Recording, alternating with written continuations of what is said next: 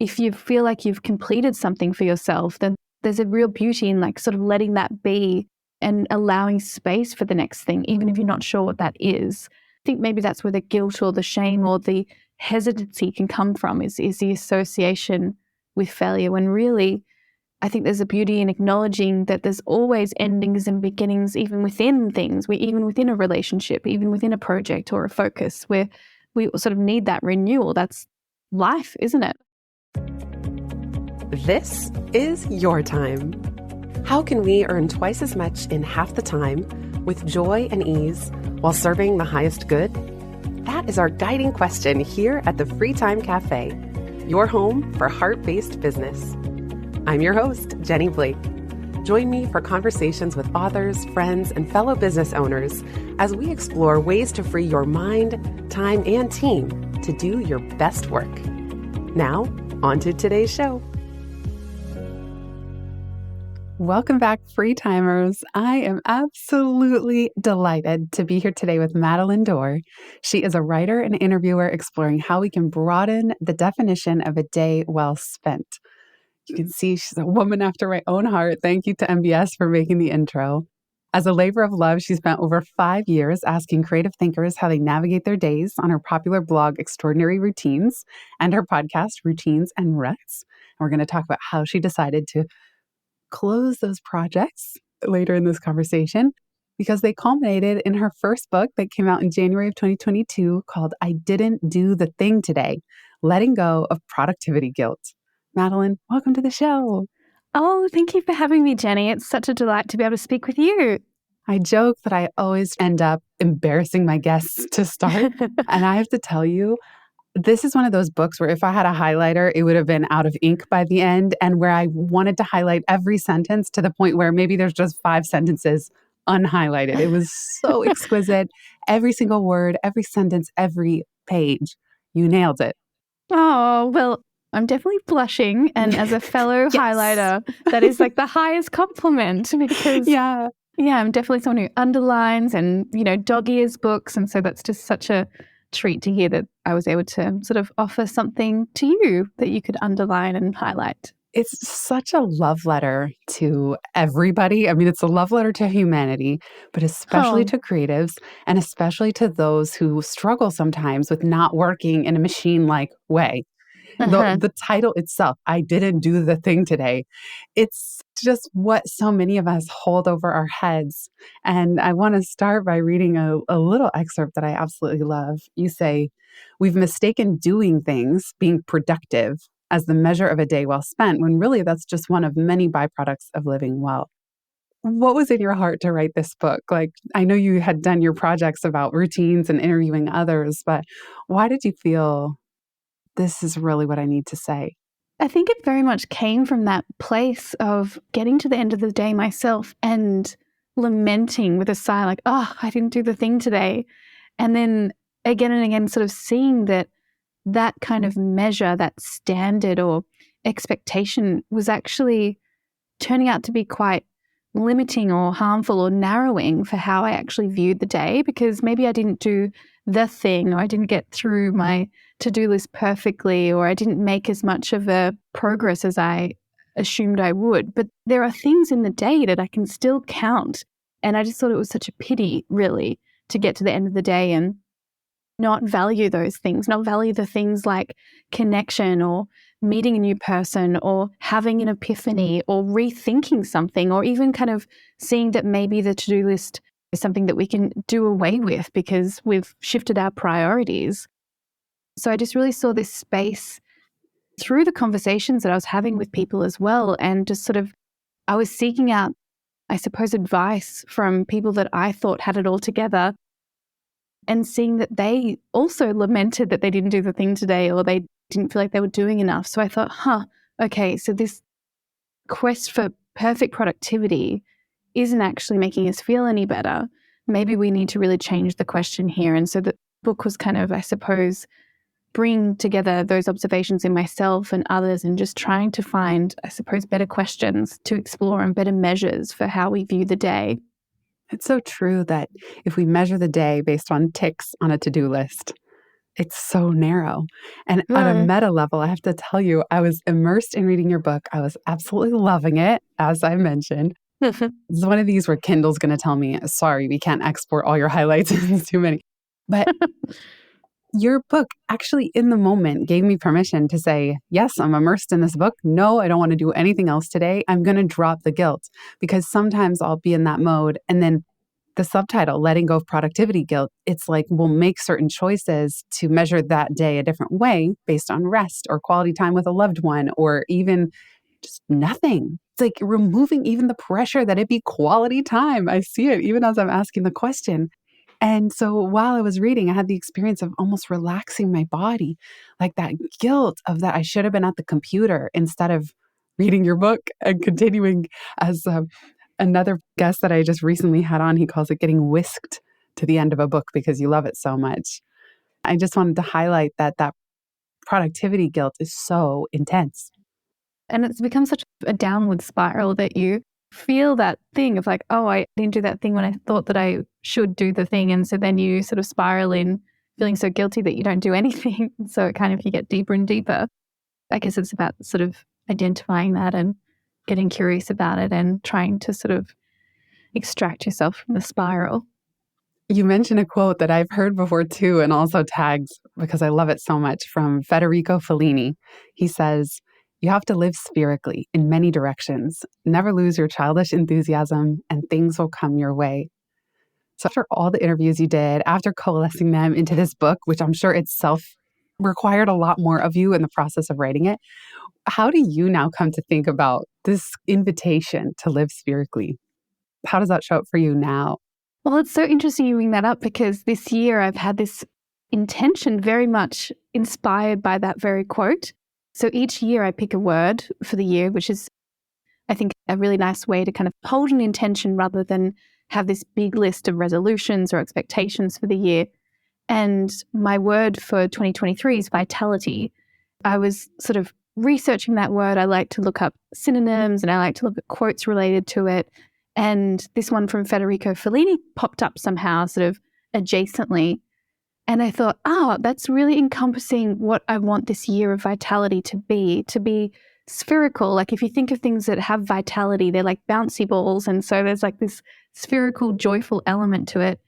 And to me, that just means that to live spherically is to go in as many different directions as possible, to pursue new things, to try out different pathways, to experiment, to be okay with kind of being a beginner again. It's just about kind of forging new paths. And to me, that's very much sort of how I've wanted to set out the year. And so I made this big list of things to try in different kind of directions that I could go in. And a lot of that has been kind of signing up to different classes and trying acting and trying dancing and trying cooking and trying to kind of meet new people and just open up different directions. And I think it's maybe opening up is the key. I think sometimes we can oscillate, which I think is important. Sometimes in our life, we have those closed periods where we really do need to kind of have that solitude and that reflection. But sometimes we have that opening up and that's when we expand and go in different directions. And I'm just really feeling that this year, which is exciting. Vitality is such a beautiful word. Mine for this year is thrive, which to me has a similar quality of like how to brighten things and just breathe life into things again. You told me before we hit record that you're even bouncing around. You're not living in a home, like you're in a phase of subletting, right? So even just the Mm-hmm. environment is more vibrant and alive because it's newer for you. Oh, yeah. Thank you for making that connection because it's like different directions also in place. So, yeah. And the serendipity of that too, because I feel like when you're not heads down writing and editing and launching a book, the heads up version, and when you live in a location that's new or you're subletting, or I know you were in France, now you're in London, there's just so much serendipity that sets in. And I wonder, do you even have a plan yet of what's next? Or are you going to just wait until some synchronicity bubbles up? Oh, it's so nice when you can kind of really listen to those connections and I suppose follow the flow of things. And I suppose I've kind of been guided by that for the last 18 months or so in terms of just going where there might be a spare room through a friend of a friend or things like that. And in terms of what's next, it's been following that flow and that opportunity and trying to relax into it because obviously there's a lot of uncertainty on the flip side, that meant that for a long time, there was a big question mark with regards to what's next. But because there's been this sort of slow reopening and following of the flow, I feel like what's next is solidifying a little bit in terms of ideas. I think I speak about in the book being a sponge and really sort of seeing that there are periods where we need to absorb the world around us. We need to take in inspiration, and it might look like we're not doing anything. It might just look like we're floating along, going place to place, or not even any kind of movement. But then that's so vital because we need to sort of be able to soak up the things to be able to then have that squeeze and that outpouring of the inspiration. And often that's sort of what we look at as like sort of the busy periods that we might be in, the action taking, the productivity. I do feel very well filled up, and that squeeze is starting to happen in the form of new projects and new ideas, very much sort of pouring that into my newsletter of late. And there's sort of a bigger new topic area that I'll be sharing more on soon, being a bit coy with it now. I guess the point is to share, though, that there is this other phase to it. Like for so long, the last 18 months, as I said, it's just been this soaking up and didn't look productive at all. But I can just see now how enriching that has been. And, you know, those times when you look back and you actually see the changes that you've made in yourself internally, that it's so hard to show other people, but you can really feel it. And I feel like there's that transition now to more of that squeeze. That's so exciting. And there's such value in both phases. And I always feel very delighted when I feel like, aha, I can start to see what shape this is taking or what next topic area. When you're in sponge mode, one of the things that's so wonderful about your book is you seem like a great collector and curator. It's just every chapter is full of interesting quotes and cultural tidbits from movies and books. And it's just a very wide range of discovery that you've done. So I'm curious, both from a curation standpoint and even a technical standpoint, when you're in sponge mode, what are the ways that you collect all these little bits and bobs? Oh, yes. Okay. I might go into like a little deep dive Please about one of my favorite apps to do this. Yes, I would love that. I suppose like rudimentarily. Oh, I'm not able to say that word. I love a good new word too. You know, it's like rudimentarily, Yeah. you know, So I'm all rudimentarily. for new words here. Yeah. We'll go with that. I am a big notes taker in my phone, just the Apple iPhone Notes app. I've kind of got this things from the week ongoing list where I just put little observations and things. And so there's a lot in there. And then there's a lot also just in my journal. So I have, I guess, a version of what you'd say is a bullet journal in terms of keeping kind of my to-do list there. But I also do a lot of actual journaling in there and just notes from the day as well. So there's a bit of a double up just depending on, I suppose, if I'm on the fly and don't have my journal, I'll just write in my phone, or I will write in there if I'm sort of sitting and pondering at a cafe or something like that. So they're kind of the notes that are captured from the day. But then a lot of what my kind of synthesis and organizing happens in an app called Milanote, which is a Melbourne-based startup. And it's kind of if Trello and I suppose something like Notion kind of had a baby. There's what I love about Milanote in particular, it's a kind of very flexible canvas, and it's kind of you can move anything everywhere and make these columns and these boards and notes, and it can completely kind of shift around and be flexible. So what it's like in many ways is having kind of a big scrapbook or a big kind of brainstorming thing that's really messy. But then as you start to organize it, it can kind of become the creative process where it's messy to begin with, but then you start to sort of see the connections and then you organize from there. And so that's where I kind of keep everything. And what that means is that I start to see themes from those notes that I've made from the day or the things that I'm reading, and I start to kind of create categories of things. And those categories might become little articles that I'll share in the newsletter or ideas for editorial pitches or maybe bigger kind of projects. And it's just really kind of a filing and sorting process from there. And so there's always, to a theme, something that I can find a quote to that I've saved, or there's a poem in there.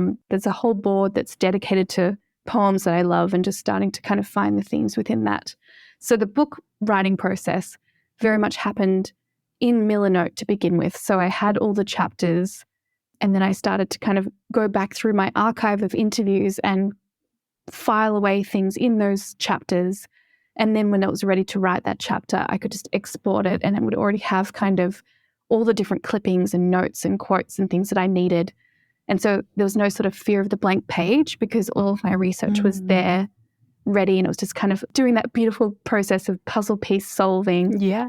So yeah, that's a little bit of a glimpse of how all the quotes are managed, and I sometimes love just it. big spreadsheets and things.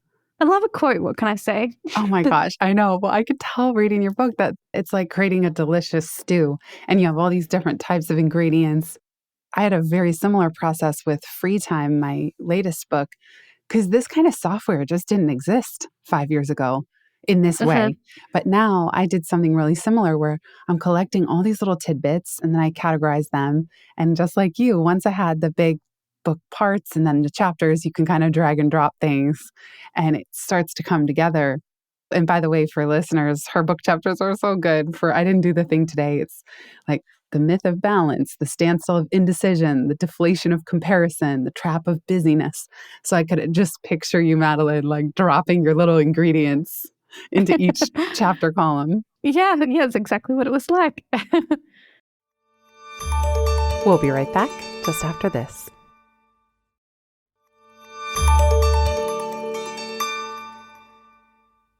Let's say for the new topic, I also think of it like shaping clay. It starts as this blob, and then as you land on the big idea, okay, that's the universe hands you the blob of clay, Uh-huh. and then you're going to start shaping it. So when you're still in a very early phase of a new idea, how do you organize these snippets? Or do they have just a category label of like what type? Just tell me more about that. I don't even want to put words into your mouth. Mm. Before you have chapters, let's say. I think the blob of clay is really accurate, actually, because it's the call of a new topic.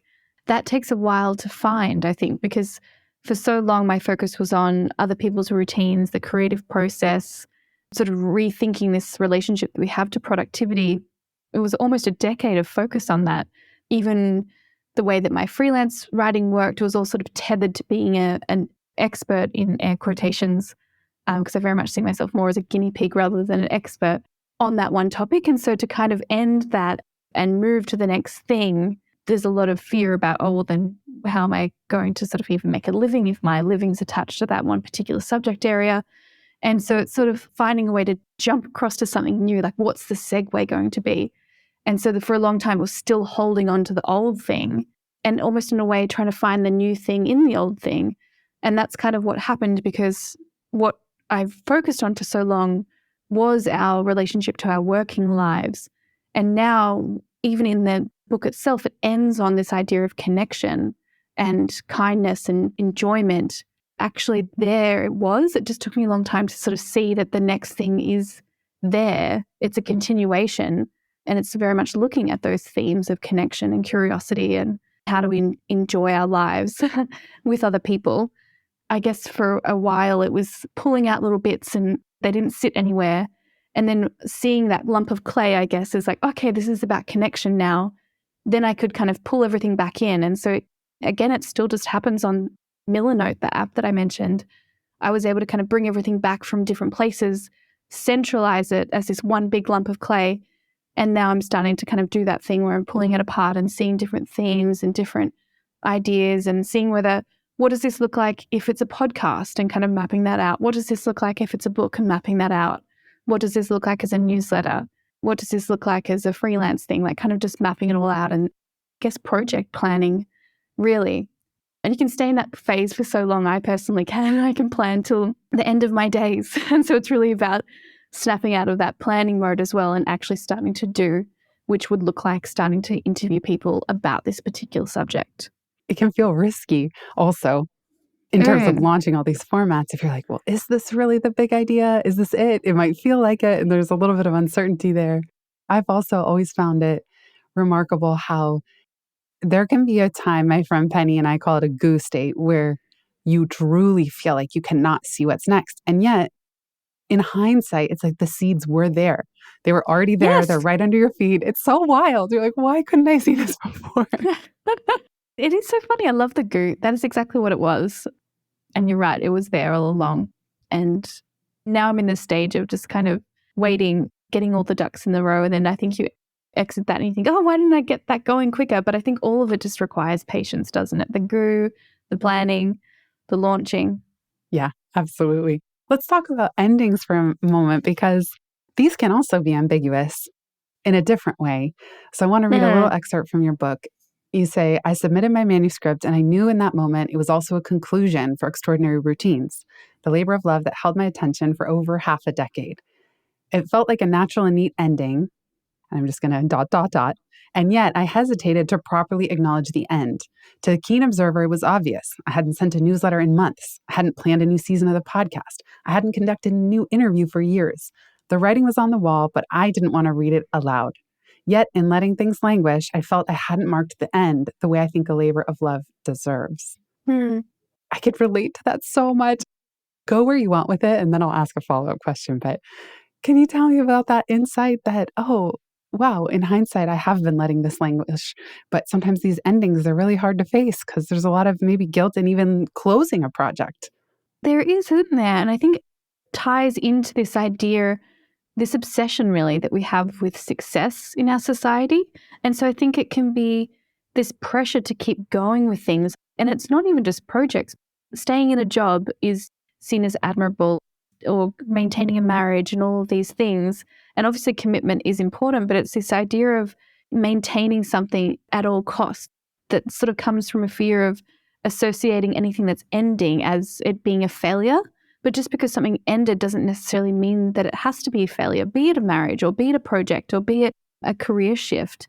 It's really just acknowledging whether something still serves us, I suppose, whether we're still engaged with something. There's no point in me continuing on with a project that's actually feels burdensome to me. Like, I think that readers would really detect that. If you feel like you've completed something for yourself, then there's a real beauty in like sort of letting that be and allowing space for the next thing, even if you're not sure what that is. I think maybe that's where the guilt or the shame or the hesitancy can come from, is the association with failure, when really I think there's a beauty in acknowledging that there's always endings and beginnings, even within things, even within a relationship, even within a project or a focus, where we sort of need that renewal. That's life, isn't it? At the time of this recording, I'm in a languishing state with my newsletters. Oh. And I'm right in the thick of it. And I find sometimes when I'm languishing, I don't even know why. Sure. There's a Rilke quote that I love, or letter, where he says, the new thing has entered upon you. You just don't yet know what it is. And all it feels like is a sadness. But it's the new thing. It's the new thing that has entered your house or a creative house. And so I'm in this mode of letting them languish. Don't really know why. And I think that's a really tricky phase as well.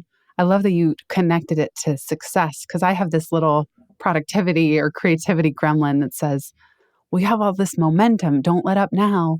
Or in your case, finishing the podcast, Routines and Ruts, where it's like, I don't know, did you have a little gremlin saying, but you got so many listeners, like you're going to stop all your momentum, or you'll have to start from scratch if you shift gears completely. What do you do when that little voice comes up? Yes, that voice very much resonates. I guess that thing of like, what are you throwing away? You know, when I'm feeling bold and confident, I can just say, I'm not actually starting from scratch. What I've created here exists and I made it and I can make it again. It's sort of having that kind of trust in myself and seeing that, again, it's this continuation. There's something sort of exciting about starting anew, but you're never quite starting anew because you're still bringing everything that you've got with you. Like, I've got all the skills from producing and hosting and editing that podcast that I can bring to a new project. And I've got the listeners from that I could update and tell them excitedly about the new project. And we take ourselves with us, and that can be a really beautiful thing. Sometimes it can be a burdensome thing when we take ourselves wherever we go. I think that maybe knowing that there's so much that we take can actually be the very thing that gives us confidence. That's such a great abundance mindset. Yeah, like nothing's wasted. Yeah. Well, there you go. You can say that to your gremlin. Yeah, like nothing's wasted. We bring ourselves with us for better, for worse. But it's so true. Like, the other counter to that little voice is that people are quite excited when you do something new, and not everybody will come along for that journey, but it's exciting. I mean, probably some of our favorite music artists, they're not the one-hit wonders. They're not the one that just play the one same song at a concert for 30 years. They're doing new things. I guess with music, it would be like, okay, I like some albums and others I don't, but I still follow the arc of this artist's career over time. Yeah, exactly. Maybe we can all have that kind of album, little additions in our lives rather than feeling like it has to be this one perfect connected thing. It can just be little hits. Yeah. You know, one of the chapters in your book, The Deflation of Comparison. I don't know if I'm unique in this. I don't think so, because even social media seems perfectly engineered to foment compare and despair. How does this come up for you? Like, even with all the interviews you've done, with your emphasis on just letting go of the guilt comparison, does this still show up for you at all? And then what are your current techniques if you find yourself, I call it, eyes on someone else's paper? I think that comparison is probably the core of it. Like, my project, Extraordinary Routines, began through a lens of comparison. I felt like I was falling short and falling behind in comparison to my peers and the people I admired. And I just felt like I couldn't figure out how to make a career as a writer or a creative person. In that project, I was able to get up close to the comparison. I started to interview the people I was comparing myself to.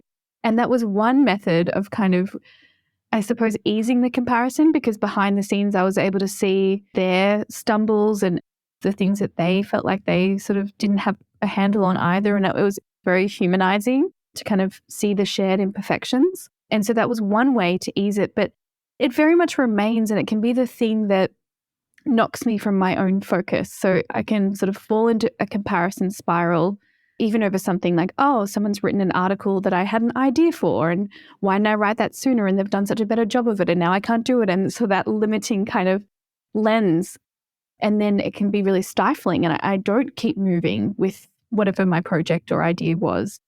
That's what I really need to watch for, because I can lose a day sometimes to sort of checking my phone at the wrong moment and seeing something that knocks me over internally. And so I have to get kind of, I suppose it's about resilience and refocusing and almost being strict with myself, really remembering that what someone else is doing has no bearing on what I'm doing. And I think that what's really important is to turn that comparison around. And so get closer to it if I can through, it used to be interviewing, but even sometimes just like looking for things that might be useful. What if I'm comparing myself here? Is it because it's alerting me that there's something here that I want to do? And so in a way, it becomes almost a guide, that comparison. So using it as that guide and that direction. And I think the greatest antidote of all, so get up close, use it as a guide. But I think the biggest sort of balm for comparison is to really return to what it is that you want to do and to do it. Because I think that the more we do the things that we want to do, the less what everyone else is doing tends to matter.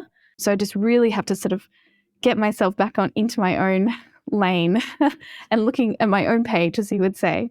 And that tends to be what helps. But I'm very vulnerable to comparison, so I have to be strict, I think. I love what you shared. Get up close, use it as a guide, return to what you want to do and do it. Yes. Not that it's always a cut and dried formula, but if there ever would be one, that's it. And because I can tell you're probably a sensitive soul as well, or as my friend Catherine would call it, a deep soul. And when you're a curious collector, we are scanning. We're looking at a lot of stuff. Sometimes I'll read a book and I'll just think, I'll never be this smart, or like, I'll never be able to write the way this writer does. And that's really not my lane. I'm not trying to be the smartest writer that ever lived, or even the best writer. I'm just a particular type of writer for my topic areas, and that's okay. We'll be right back just after this.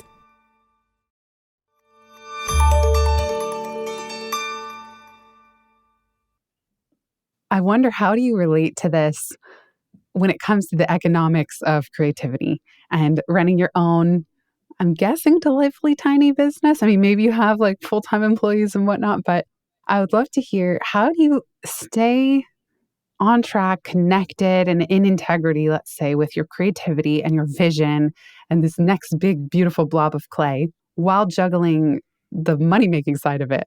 As in, like, when to shut things down. Oh, but it's making money. Or, oh, what format should this take? Well, what's going to make more money than the other?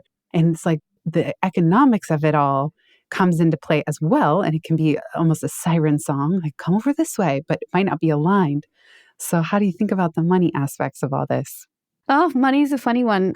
I suppose for me, I don't even see myself as a business necessarily, but more the hat of a freelancer. So very much just sole trader, one person, freelancing. I suppose, it's the business of freelancing, isn't it? So it's just me as a freelancer.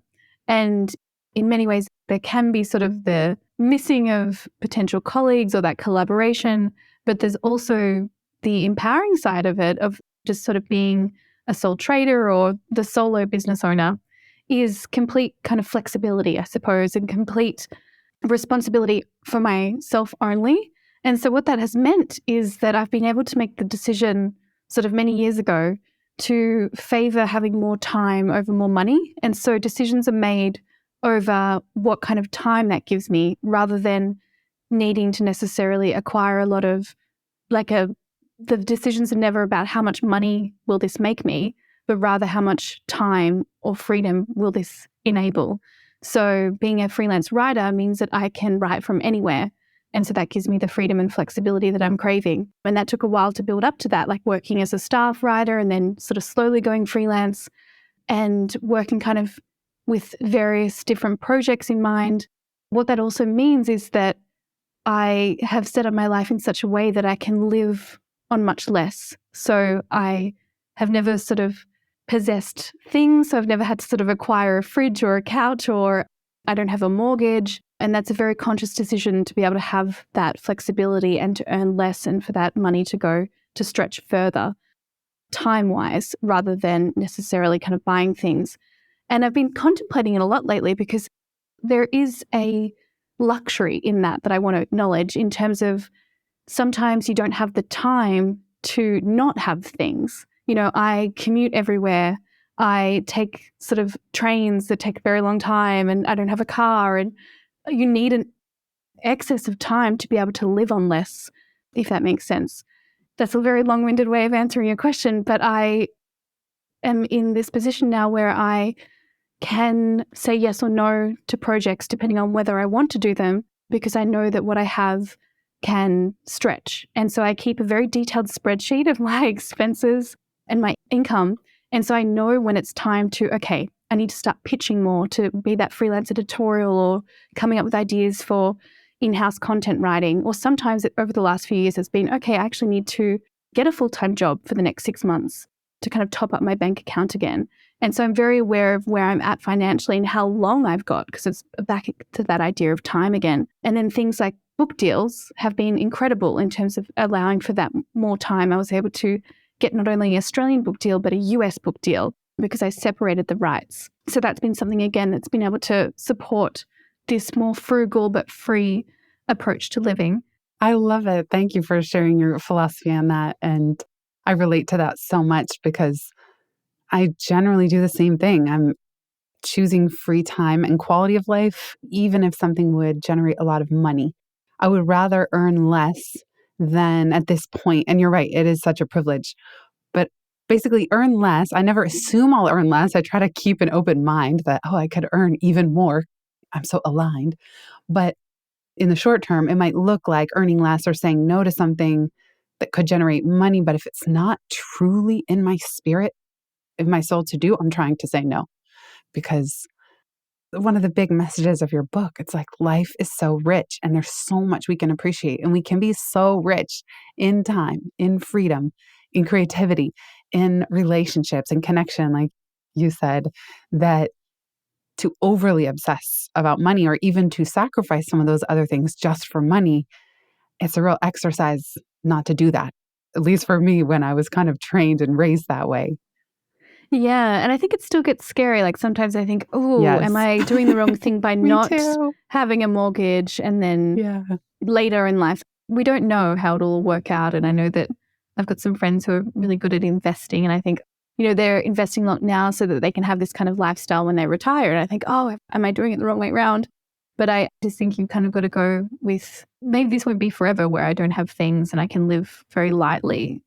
So just enjoy the offering that I have right now, being a single freelancing thingless person is to be able to live like this. And so I'm trying to kind of embrace that while I can. Yes, and live the vibrancy of it. Yeah. Yeah. This has been so wonderful to chat with you. Is there anything that's fresh or on your mind since the book came out that we didn't talk about that you think listeners might be curious to hear? I think the more I speak about the book, the more I see it as a question of what is it that you want? And so a lot of my thinking has been around the complexities of wanting, really, because it can be hard to know what you want. Sometimes want turns into greed, and what's the relationship with that? And sometimes we know what we want, but we still don't do it. And so I think sometimes it's just returning to that question of what is it that you want and who do you want to be, that I think can be really enriching if that's helpful for people. I love that. Yeah. Thank you for adding that into the conversation and just examining our wanting. And then I feel like, as I said in the beginning, I feel your book offers a big exhale that just there are going to be days, there are going to be lots of them where we don't do the thing. And they're just as valuable as the rest. To just continually this practice of dropping the self judgment and blame and embracing that exhale and embracing the really, quote, lazy days. We know that they're not, but they're seen as lazy from the outside.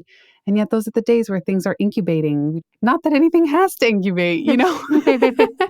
I just really appreciate that. And I always like to ask because I also feel that sometimes a book becomes like a fossil of itself because you can't update the book. Yes. Oh, isn't that the big frustration? Yeah. We should go in and edit it. Right. Like it came out. Congrats on your over a year book anniversary now. Oh, thank you. But the topic probably still lives in you and evolves with every conversation that you have. So I know sometimes just focusing on what's in the book, there's always new things unfolding as well. This is true. And I think I'm someone who very much changes their mind frequently. So I can flip-flop between it's okay if you didn't do the thing to like, oh no, we should do the things. Right. We should do the things that are really important to us and life is short. But I think the message is actually the same. I just have to remember that there are days that we get so caught up in all the things that we should do that we forget the very things that are important to us. And we forget that actually those things sometimes have their own timing and we should trust that. And we have to have that patience. And so I think the book is ultimately a reminder of even doing the important things, there is a process. We're human even with that. We are told to like seize every day and we want to, but actually there's a human fallibility and we won't actually seize every day. So it's just about kind of remembering that as well. Yes. And it also makes me laugh. The paradox of just about anything that any one of us could write in a nonfiction book. I still lose sleep. In free time, I talk about hard work versus uppercase H versus lowercase hard work. And I'm kind of eschewing uppercase hard work and even goal setting, two different sections of the book. And still sometimes I'll lose sleep. Should I have told people, is it actually all about hard work and discipline and like goals are so important? But the book is written, it's out, it is what it is. And ultimately, sometimes I have to laugh and just embrace the paradox of it. Just as you're saying with doing the thing. Like sometimes it's good and other times we got to let it go. Can't carpe every DM. Exactly. And it's just, people will bring whatever they bring to it anyway. So you don't even have much control in that sense. Okay, so last question. Your book is one beautiful series of permission slips, but if you could pick out just one to leave with the listeners today, permission to do something differently or drop something altogether, what would it be? Oh, there's so many. I think it would really be do something differently.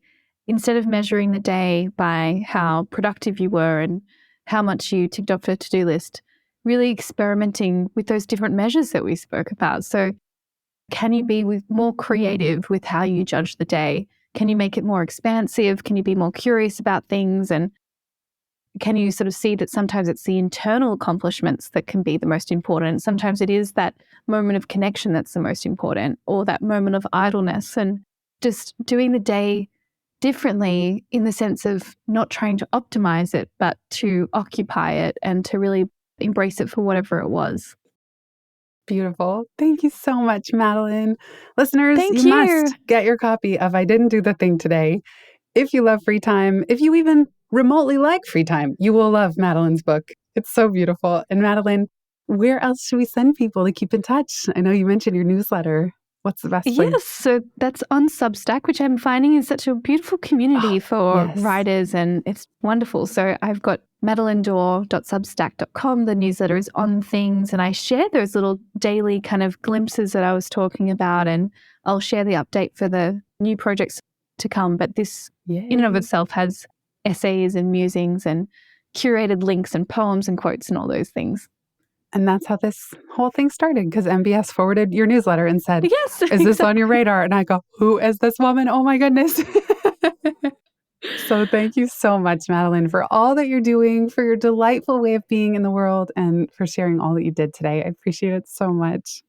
Thank you, Jenny, and right back at you. This conversation was so delicious, and what you're doing is enlivening as well. Thank you. Thank you. Thanks, everybody, for listening. If you've listened this far, you get a gold star. Thank you.